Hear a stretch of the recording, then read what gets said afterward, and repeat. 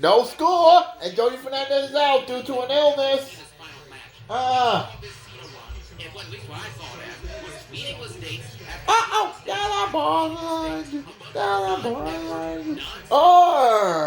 They're winning.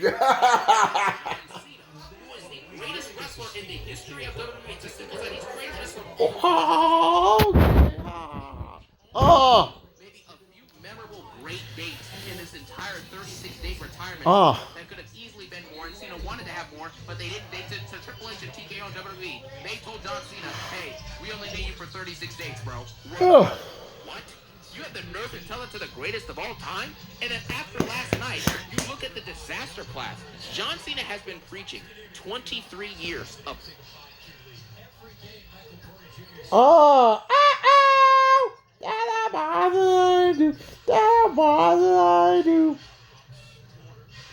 They suck. They're winning. Doing what's right. You know what I'm saying? Not quitting and fighting back always. Even when you're at a disadvantage, you still always fight back. Never throw in the towel. And John Cena last night taps out to Gunther, who is a jobber who tapped out to Jey Uso. One of my videos that was yesterday or the day before that. Ladies and gentlemen, tapping out to Gunther is even worse than you think. Because let me explain something to you guys. One day removed from this disaster that happened yesterday, we have to remember the fact that Patrick McAfee fought Gunther earlier this year, and even he didn't tap out. A commentator did not tap out. Jey Uso, after he beat Gunther at Mania this year and then lost it to Gunther later in the summer, he lost the world title back. Even he didn't tap out. And if I'm not mistaken, it was either Otis or Tozawa that fought Gunther, and even they didn't get tap out. They just got pinned. It's embarrassing, man. I understand if you want to have Gunther win, you want to have Cena go on his back and put someone over. I get it. But like my brother brought up a great point. He said to me, he was like, you know what?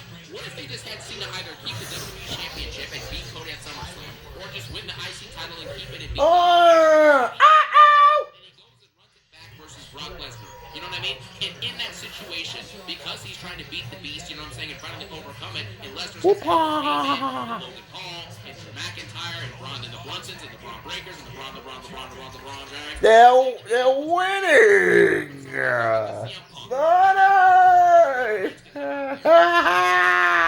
Would you believe? You know what I'm saying? With a couple AAs or maybe make some tap out. For a great all-time great, the greatest, you know what I'm saying, in John Cena. And you see how that idea was come up with in a couple minutes. We didn't need a bunch of writers in a writer's room who do nothing. We didn't need triple chat GPT to come over here and tell us what to do.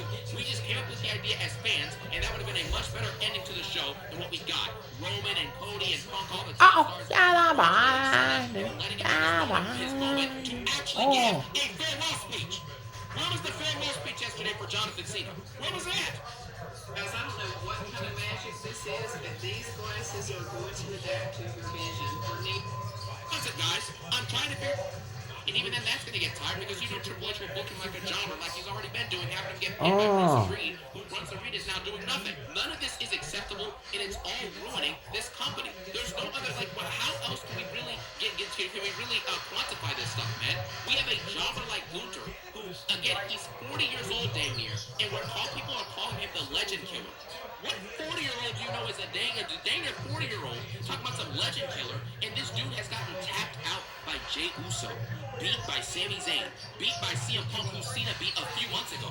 It makes no sense. John Cena has been preaching never give up for over 2 decades, guys. He just pushed the WWE champion Cody Rhodes to the limit at Mania and at at SummerSlam. He beat CM Punk, who just beat Gunther at SummerSlam. And on top of that, John Cena has been obviously, you can say he's not giving up and all this stuff, he finally gave up, whatever. It's inexcusable. John Cena's whole foundation was they're winning.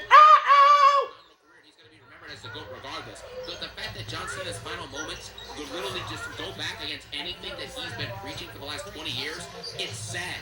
And it's embarrassing, guys. And what do we have next? We have nothing to look forward to. No one below the age of 40 years old in this company consistently does the following. Has good matches. sells merch, can draw tickets and put butts in seats and draw viewership, you know what I'm saying, from your platforms like Netflix, USA Network, and Peacock, etc. And none of these people below 40 feel larger than life.